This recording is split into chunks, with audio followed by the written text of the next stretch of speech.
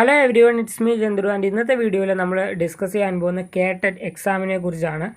Okay, അപ്പോൾ ഇനി കേട്ടറ്റ് exam എന്നാണ് നടക്കുന്നത് അതിനെക്കുറിച്ചുള്ള ഒരു ചെറിയ വീഡിയോ ആണ് ഇത്. ഓക്കെ, അപ്പോൾ നമുക്കറിയാം കേട്ടറ്റിൻ്റെ എക്സാം കഴിഞ്ഞ് ഇപ്രാവശ്യം കുറച്ച് താമസിച്ചൊക്കെയാണ് റിസൾട്ട് വന്നത്. എന്നാൽ കൂടി റിസൾട്ട് നമ്മുടെ സെപ്റ്റംബർ തന്നെ വന്നു. ഓക്കെ, ഇനിയിപ്പോൾ അതിൻ്റെ വേരിഫിക്കേഷൻ ബാക്കിയുണ്ട്, സർട്ടിഫിക്കറ്റ് വിതരണം, അങ്ങനെയുള്ള ഫോർമാലിറ്റീസ് ബാക്കിയുണ്ട്. അപ്പോൾ ഇപ്പോൾ പലർക്കും തോന്നുന്ന ഒരു ക്വസ്റ്റ്യനാണ്, ഇനി എപ്പോഴാണ് അടുത്ത കേട്ടറ്റിന് വിളിക്കുക എന്നുള്ളത്, അടുത്ത നോട്ടിഫിക്കേഷൻ എന്ന് വരും എന്നുള്ളത് ഒരു ക്വസ്റ്റ്യനാണ്.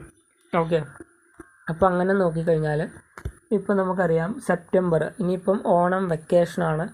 അതിന് ശേഷം ഏകദേശം ഓണം വെക്കേഷൻ കഴിയുമ്പം തന്നെ, അതായത് ഒക്ടോബർ ആദ്യത്തോടു കൂടി നമ്മളുടെ വേരിഫിക്കേഷൻ സ്റ്റാർട്ട് ചെയ്യാനുള്ള എല്ലാ സാധ്യതയുണ്ട്.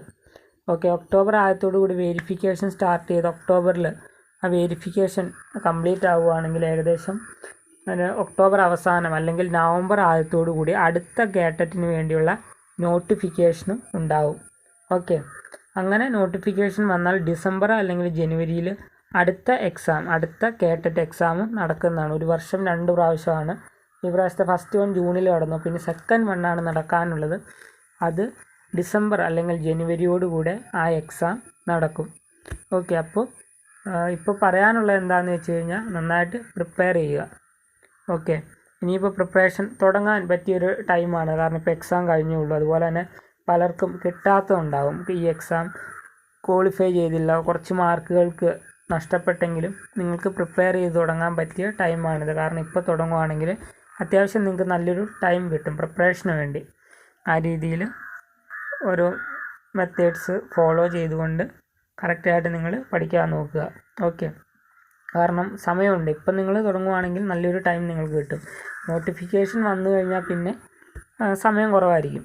ഓക്കെ, അപ്പോൾ ഇപ്പോൾ തന്നെ സ്റ്റാർട്ട് ചെയ്യുക. ഓക്കെ, നിങ്ങൾ ഏത് കാറ്റഗറിയാണ് എഴുതുന്നത്? ഇപ്പോൾ 4 കാറ്റഗറി ഉണ്ട്. Category 1, category 2, category 3 and 4. ഇപ്പോൾ ഹിന്ദി മെയിനായിട്ട് വരുന്നത് 3ലും 4ലുമാണ്. ഓക്കെ, അപ്പോൾ നമ്മൾ കുറച്ച് വീഡിയോസ് ഈ പ്രാവശ്യം നമ്മൾ ചെയ്യാൻ പ്ലാൻ ചെയ്യുന്നുണ്ട്.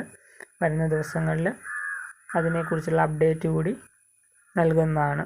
Okay, so guys, see you in the next. തബ് തക് के लिए ओके बाय.